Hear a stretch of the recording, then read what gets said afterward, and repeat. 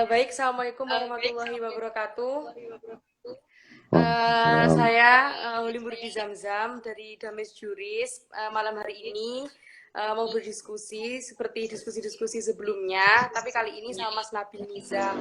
Nah, Mas Nabil Nizam ini teman saya waktu S1 di Universitas Muhammadiyah Malang.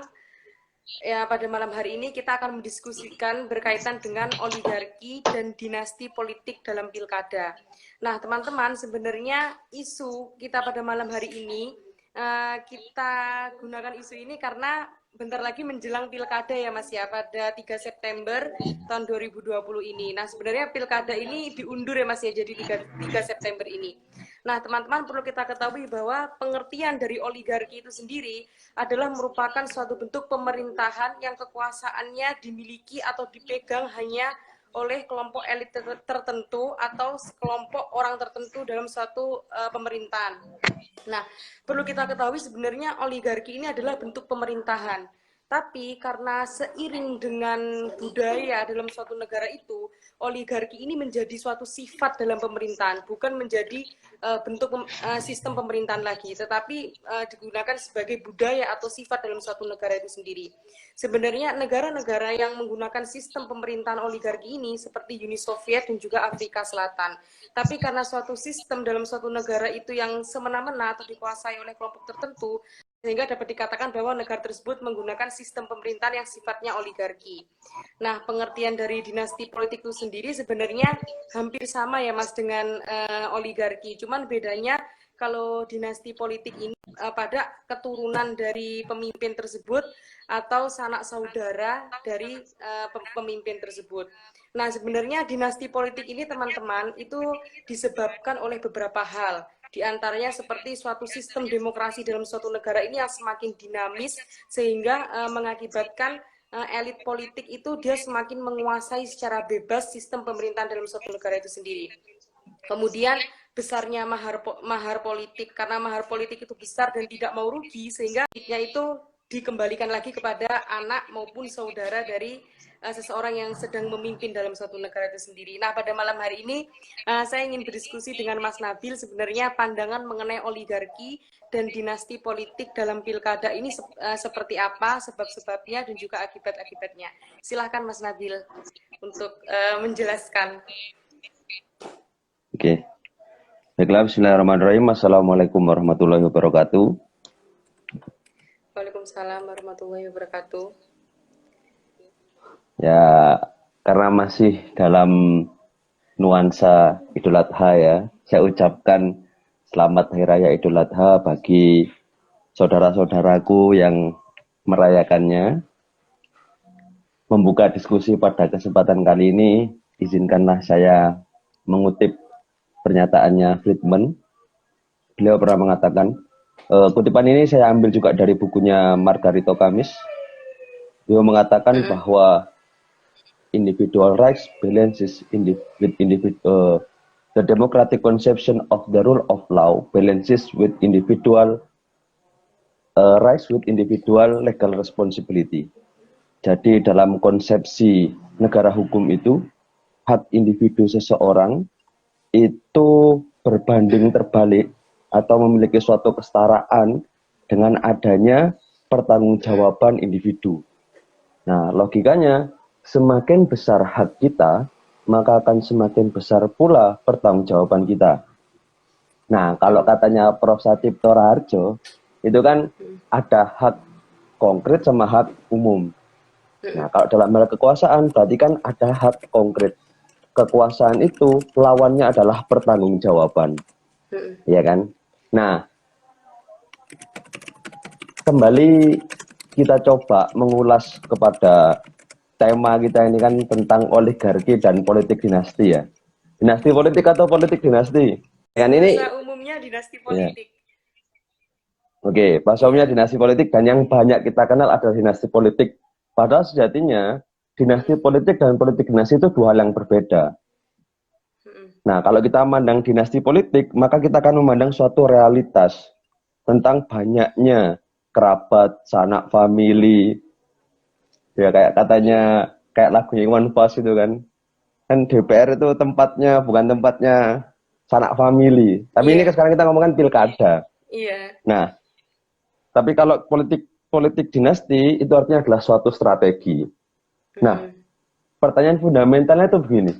Emang apa salahnya sih kalau sanak famili itu menjabat? Bahkan sampai ada meme-nya kan. Meme-nya lah. KB itu kan gambarnya bapak, ibu sama 2 anak, ya kan? Iya. Diganti menjadi keluarga berkuasa. Sebenarnya Iya, apa Mas. yang salah kan? Sampai dibuat meme gitu kan? Itu kan yang jadi kegelisahan kita.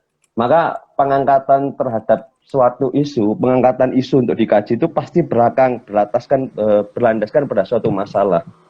Masalahnya itu apa sih? Nah, ya kan?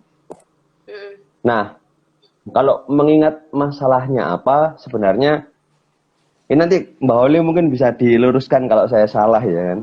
Iya, Karena Mas. basicnya Mbak Holly ini kan anak HTN murni, saya kan HTN Islam. Aduh, sama aja, Mas. Sama aja anak hukum. Nah, kalau kita ngomongkan masalah politik dinasti atau dinasti politik yang sama-sama pada intinya ada hubungan sanak famili, sanak keluarga yang menjabat dalam suatu pemerintahan. Maka saya sedikit teringat dengan putusan MK nomor 33 garing PUU strip 13 angka Romawi tahun 2015 kalau tidak salah, yang membatalkan norma dalam pasal 7 huruf R sama huruf S persyaratan pilkada dulu. Yani tidak ada konflik kepentingan dengan petahana. Ya kita enggak ngomongkan teknik penyusunan perundang-undangannya yang tidak berbasis dengan muatan materi perundang-undangan yang baik ya. Tapi kita melihat pada apa sih sebenarnya yang dibahas di sana.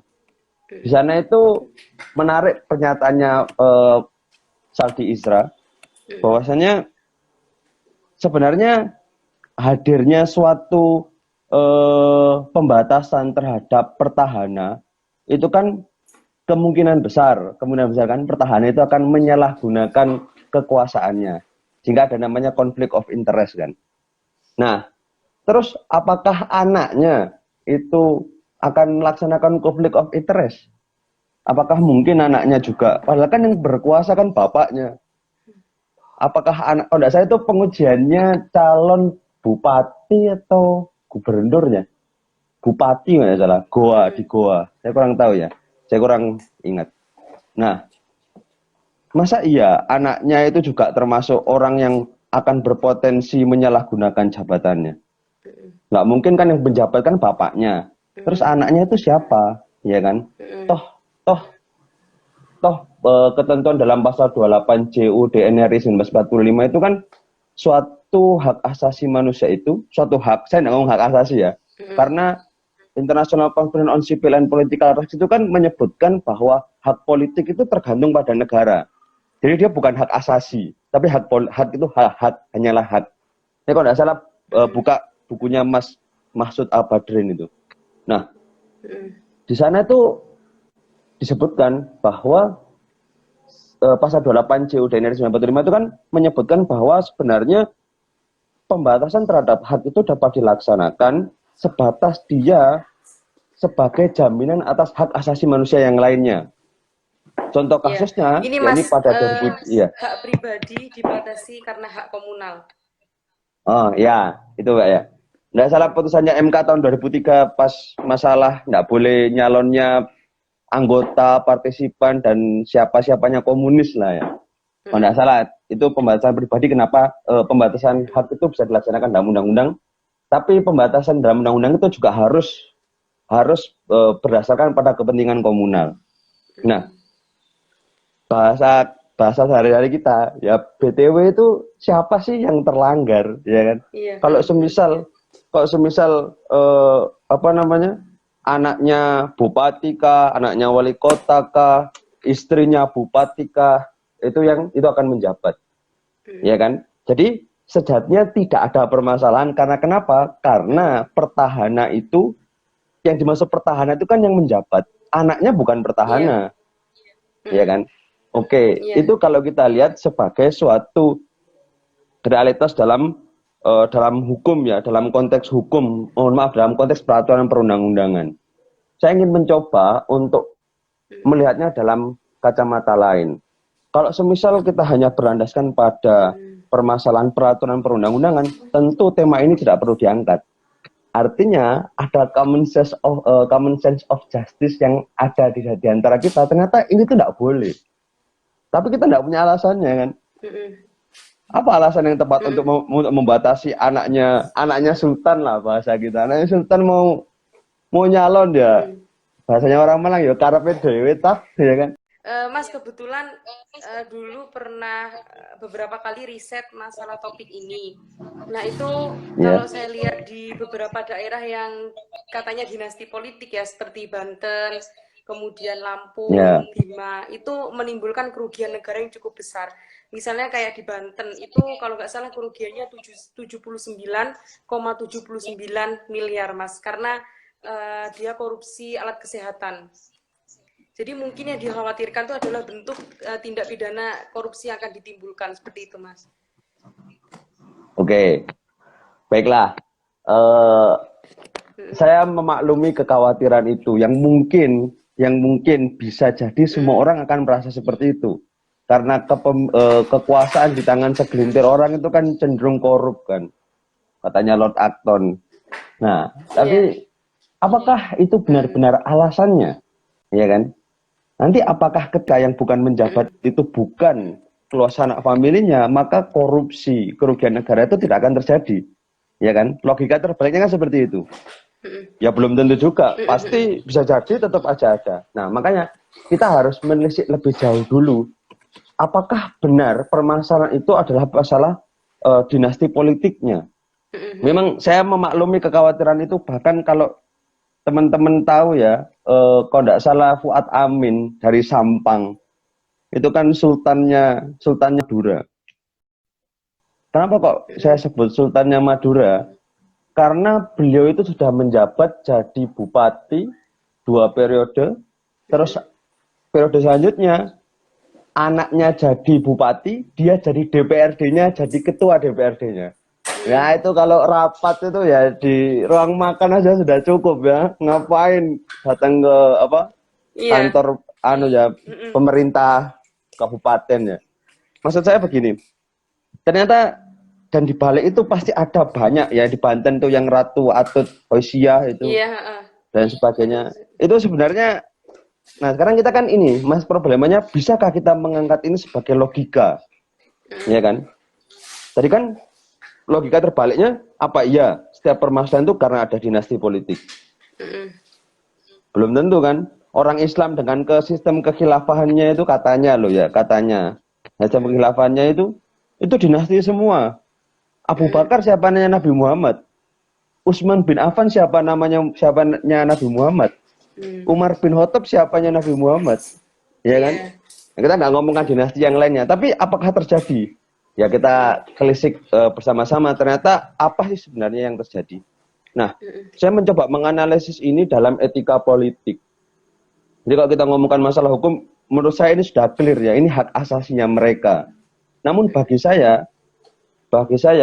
mereka yang ngotot nyalon seperti kayak Gibran gitu, saya enggak membenci karakternya Gibran. Cuman saya kurang sepakat aja kalau semisal logika yang dibawa itu dia itu titisannya Jokowi misalnya. Ini kan masih bawa-bawa, masih belum bisa move on lah. Jadi saya kurang masuk akal menurut saya. Maka saya membaca ini dalam perspektif hukum sudah clear, ini haknya mereka lah. Ini haknya mereka untuk yang mau nyalon, dari anaknya sultan, dari anaknya bupati, presiden, mantunya presiden, anaknya wapres, itu anaknya menteri, itu ya itu urusan mereka masing-masing. Tapi bolehkah saya mengatakan bahwasanya mereka yang mencalonkan padahal tahu beberapa kerabatnya mesti menjabat itu adalah orang-orang yang tidak tahu malu. Kenapa tidak tahu malu? Nah, saya akan mencoba menjelaskannya melalui perspektif keadilannya John Rawls.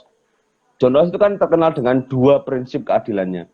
Yang pertama itu tentang prinsip kesetaraan yang sebesar-besarnya. kesetaraan kehendak yang sebesar-besarnya, atau the principle of greatest equal liberty, kebebasan yang sebesar-besarnya.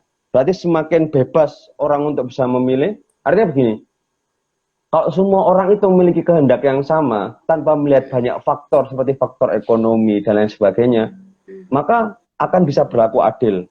Tapi ada satu prinsip lagi, yaitu prinsip ketidaksetaraan. Artinya, ya benerlah, bahwasanya struktur masyarakat itu kan tidak sama. Struktur masyarakat itu kan tidak sama. Ada yang kelas tinggi, ada yang kelas menengah dalam segi ekonominya. Begitu pula popularitasnya dalam politik. Ya kalau kita lihat lah, soalkan nggak sih kayak Krisdayanti itu bisa mengalahkan Ahmad Basarah. Padahal Ahmad Basarah itu petinggi partai di Malang ini ya. Krisdayanti itu nilai suaranya lebih tinggi daripada Ahmad Basarah yang wakil ketua partai PDI Perjuangan. Itu kan sebenarnya sih menurut saya sih logikanya kan ya gimana ya. Nah, pandangan John Rawls yang dengan dua prinsip itulah yang membuat saya berkeyakinan bahwa politik dinasti, saya menyebutnya politik dinasti adalah suatu hal yang tidak etis. Maka orang-orang yang tetap melaksanakannya adalah orang-orang yang tidak tahu malu. Tetapi ketidaktahumaluan itu akan terhapus tatkala mereka berhasil memimpin pada periode jabatannya itu. Jadi taruhan pertama itu nama harus tercoreng dulu, karena ini orang nggak etis. Mereka bisa membuktikan. Kenapa ya Mas ya? Nah itu dia pertanyaan, bisa membuktikan atau enggak? Ya, bagaimana secara komprehensifnya sehingga saya mempunyai kesimpulan bahwasanya mereka itu tidak etis. Pertama, John Rawls itu mengutarakan bahwa jikalau kita melaksanakan suatu hal dan hal tersebut mau kita nilai adil atau enggak, maka kita harus berada pada posisi yang original atau original position.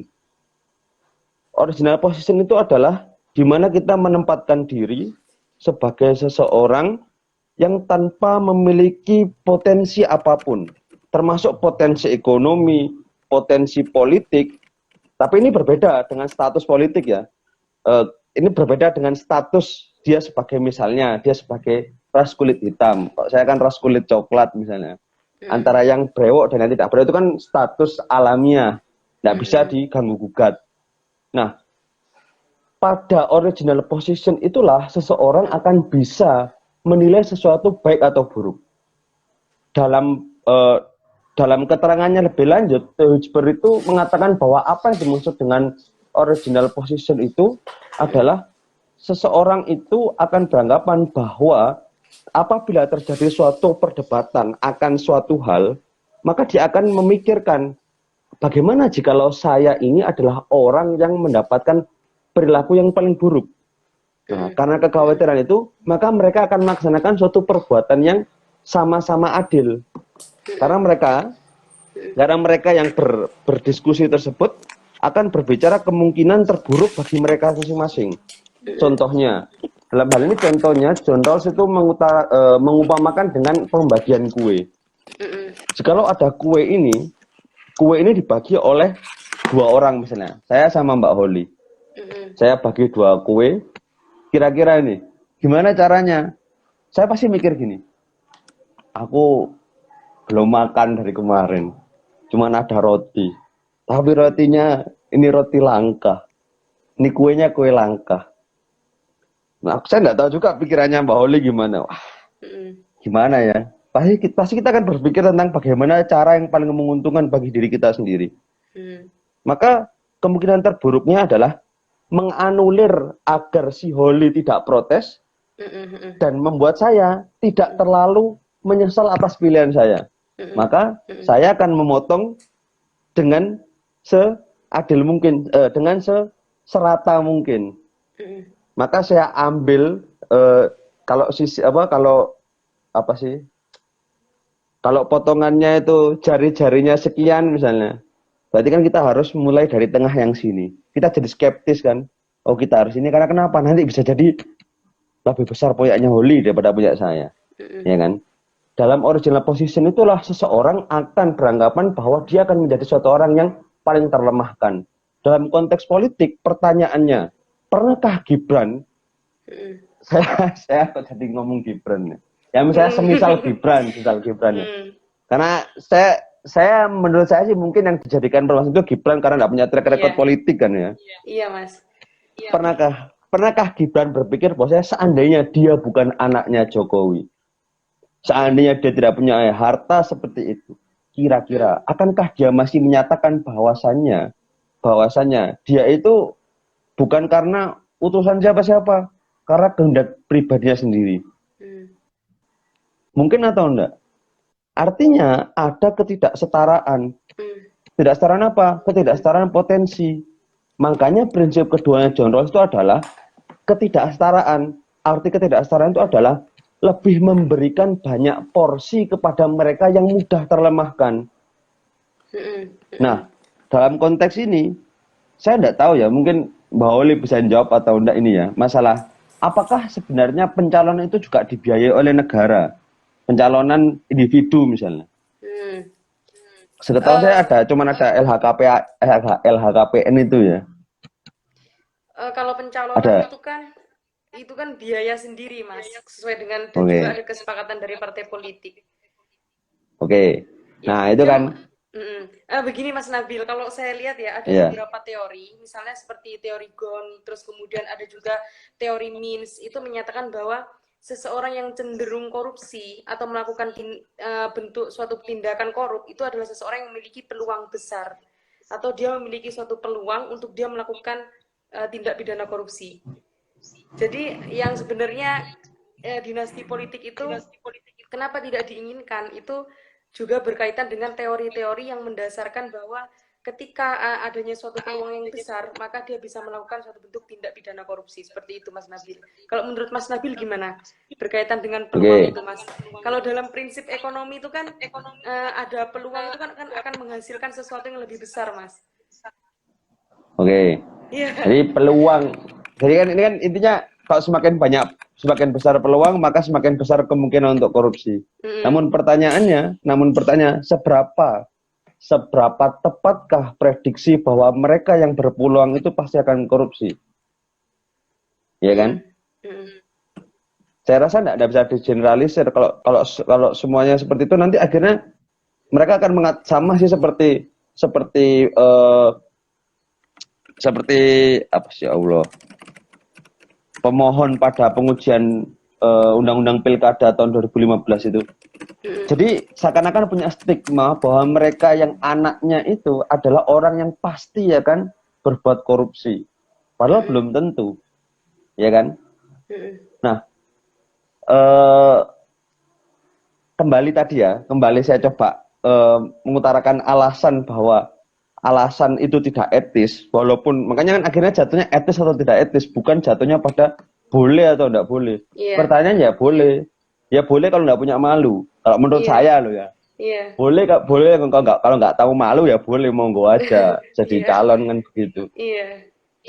Jadi pandangan melanjutkan tadi ya, bahwasanya ternyata ada belum ketidakberpihakan terhadap mereka yang potensial terlemahkan. Nah, hal inilah yang mendorong nurani kita lah seharusnya untuk ini loh ternyata ada ketidaksetaraan potensi. Kalau kita lihat ya dalam bukunya Miriam Budiarto itu kan kekuasaan itu lahir atas 3 hal.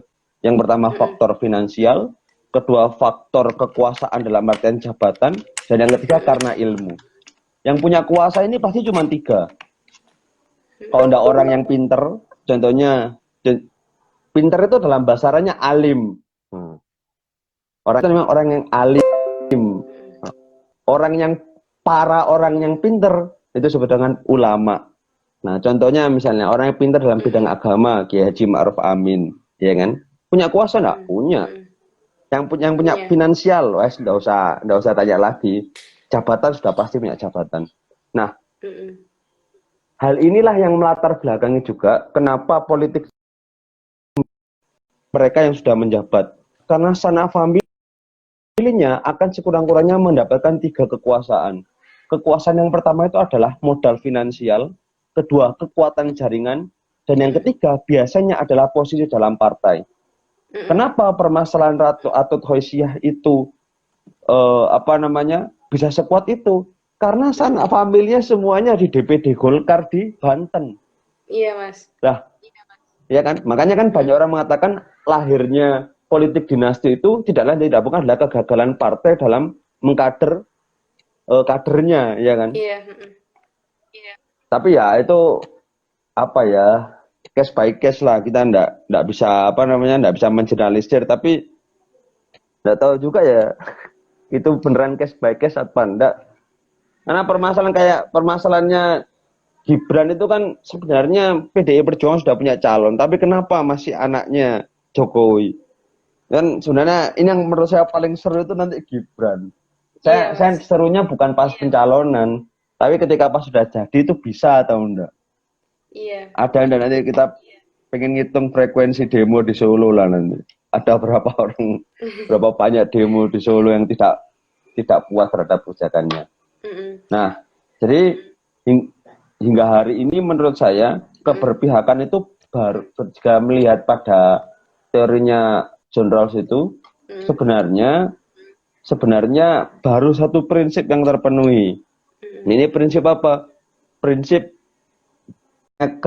kesetaraan yang sebebas-bebasnya, kehendak untuk berperilaku setara. Itu kita sama-sama setara untuk bisa. Namun itu terganjal dengan apa? Dengan 3 faktor jaringan, faktor partai politik, dan tentunya faktor finansial. Kalau semisal itu sudah terpenuhi, sebenarnya itu barulah saya mengatakan saya benar-benar sepakat bahwasanya anak-anak politisi, anak-anak pertahanan itu anak-anak sanak famili itu ya tidak memalukan lah kalau ikut kontestasi dalam pilkada. Selain itu, saya mencoba mengkaji dalam dimensi lain.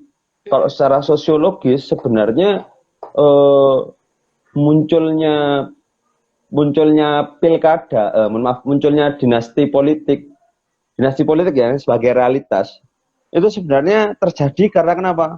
Karena otonomi daerah. Nah, tapi ini kajiannya orang sosiologi politik loh ya, bukan kajiannya orang hukum ya. Ini serba salah saya ini, sama enggak pro otonomi daerah, ya bukan begitu ya. Dalam kajian sosiologi politik, kajian ilmu sosiologi dan ilmu politik, sebenarnya adanya otonomi daerah itu mengembalikan permasalahan yang dulu sudah pernah ada. Mau enggak mau, pasti kita meyakini bahwa jikalau dia anaknya kiai, jikalau dia anaknya sultan, pasti kita sudah seakan-akan udah gini-gini kan. Iya. Udah ya. Sebenarnya kan gini Mas Nabil. Otonomi daerah yang disalahkan. Yang disalahgunakan atau sebenarnya otonomi daerah ini tidak harus ada. Kan sampai tadi menyatakan bahwa otonomi daerah ini kan mengembalikan suatu permasalahan yang dulu ada. Apakah otonomi daerah ini harusnya tidak ada atau seperti yang pertama? Atau disalahgunakan. Otonomi daerah disalahgunakan. Kenapa kok disalahgunakan? Karena sebenarnya ada beberapa ketidaksadaran yang masih melekat dalam tubuh kita, dalam tubuh rakyat Indonesia ya. Salah satunya adalah budaya paternalisme, budaya yang masih seakan-akan tidak bisa move on dengan zaman-zaman kerajaan. Jikalau seseorang itu adalah anaknya si A, maka dia itu patut dihormati. Ini yang menurut saya perlu digarisbawahi, karena aslinya politik hukum dilaksanakannya suatu pilkada itu, kalau kita saya lupa nama penulisnya, bukunya Konstitusionalisme Indonesia itu menyatakan bahwa sebenarnya politik hukum dasarnya kan pilkada itu 2. Yang pertama untuk mendapatkan sosok pemimpin yang merupakan aspirasi rakyat daerah, dan yang kedua agar kepemimpinan di daerah itu menjadi stabil, karena agar tidak bersetinggang dengan DPRD. pertanggungjawabannya makanya ke rakyat.